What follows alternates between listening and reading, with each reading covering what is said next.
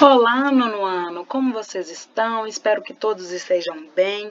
Sei que vocês estão com muitas saudades das aulas de física, porque são as melhores aulas, né? Eu entendo, eu sei que faz falta mesmo. Vocês também fazem falta, tá bom?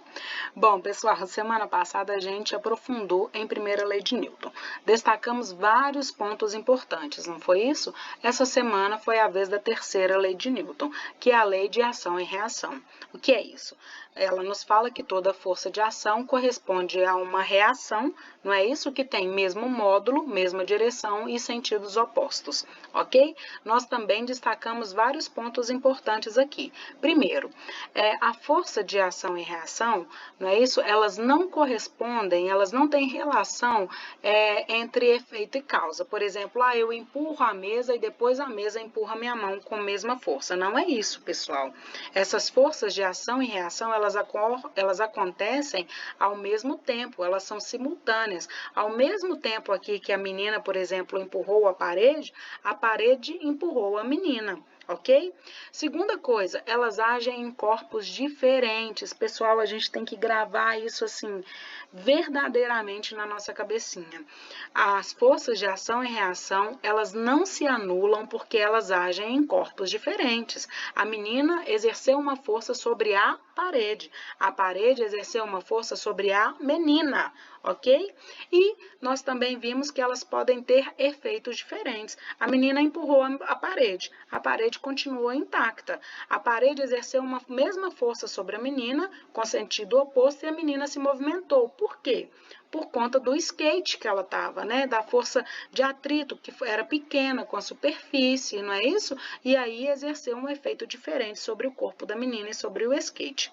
E nós vimos também outros exemplos. Vimos da mão e a lata, que a mão, o cara pode dar um soquinho aí na latinha de refrigerante, a lata vai amassar por conta do material que ela é feita, mas a mão dele vai continuar intacta, não é isso? Por que quando dois carros batem, um tem mais estragos do que o outro? Por conta do material que cada um é feito, não porque as forças que um exerceu sobre o outro vai ser diferente, porque não vão, ok? Por que quando eu taco a pedra na janela ou em um vidro, o vidro quebra e a pedra não? Por conta do material que a janela é feita, por conta do material que o vidro é feito, ok? E aí nós vimos a força normal ou reação normal. E isso, pessoal, é de extrema importância, né? Por isso que eu falo com vocês que é de extrema importância que vocês assistam às aulas, porque aqui é um resuminho, né? A gente não vai resolver exercícios, vocês não vão tirar dúvidas com o vídeo, só vão relembrar o que a gente fez. Então, as aulas são de extrema importância. E se de tudo continuar tendo dúvidas, eu estou lá no Educaribox, mas nem por isso vocês vão substituir a aula por vídeo. Mas, enfim, vamos lá. Pessoal, primeira coisa que nós temos que saber em relação à força ou reação normal. Primeira coisa, ela é uma força de contato. Então, para que exista a força normal, tem que ter contato aí, por exemplo, entre o bloquinho e a mesa. Se esse bloquinho tivesse suspenso ou se alguém tivesse segurando esse bloquinho, não ia existir força normal, ok? Entre o bloco e a mesa. Bom, segunda coisa, pessoal, a gente costuma confundir muito achando que normal vai ser um par de ação e reação com a força peso. Não é. Primeira coisa, peso é força. Vocês lembram disso, né? Peso é força. Por quê? Porque peso é a força com que a Terra atrai um corpo, não é isso? E peso é força do tipo de campo, é um tipo de força de campo gravitacional, ou seja, o peso depende do campo gravitacional que o corpo vai estar. Ok, então peso é força, peso, no caso aqui na Terra, não é isso? Ela é a força com que a Terra atrai esse bloquinho, ok? Só que nós não vimos que para ser par de ação e reação, elas têm que estar em corpos diferentes. Então, se o peso é a força com que o bloquinho, com que a Terra atrai o bloco, o par de ação e reação dessa força vai estar na Terra. O par de ação e reação vai ser a força com que o bloquinho atrai a Terra, ok? Bom, quando esse bloquinho é atraído pela força-peso para o centro da Terra, ele exerce sobre a mesa uma força de compressão, pessoal. Ele comprime a mesa. E em resposta a essa força de compressão é que nós temos a força normal. Então, a força normal ela é uma resposta da força de compressão. Então, percebam que a força de compressão ela é a força com que o bloquinho exerce sobre a mesa.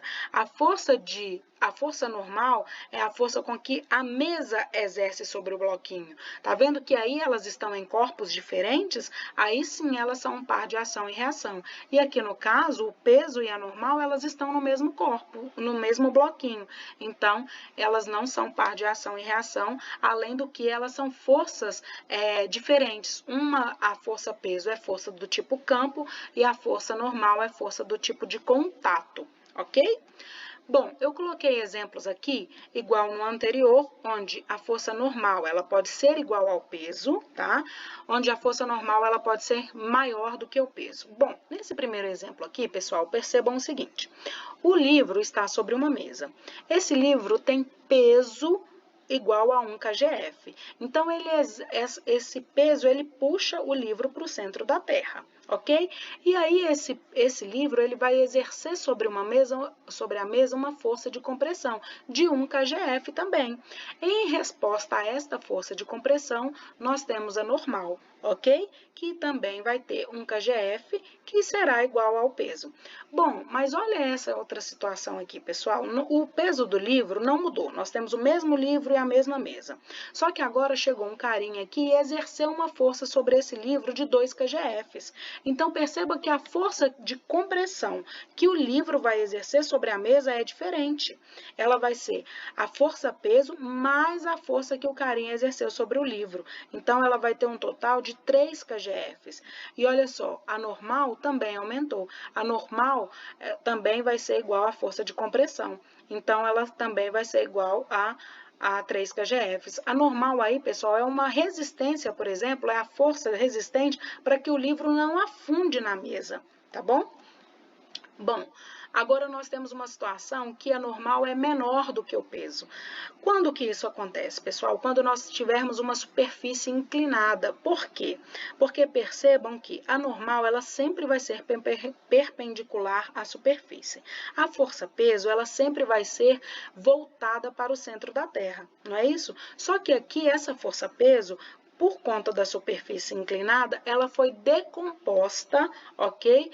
Em duas componentes. Ela foi decomposta na componente Px, que está na mesma direção do movimento aqui, ou do possível movimento, e foi decomposta em Py. Percebam que Px é a força que está na mesma direção da força de atrito. Se esse livro está em repouso, quer dizer que Px é igual à força de atrito. Aí as resultantes são zero, e o livro está em repouso.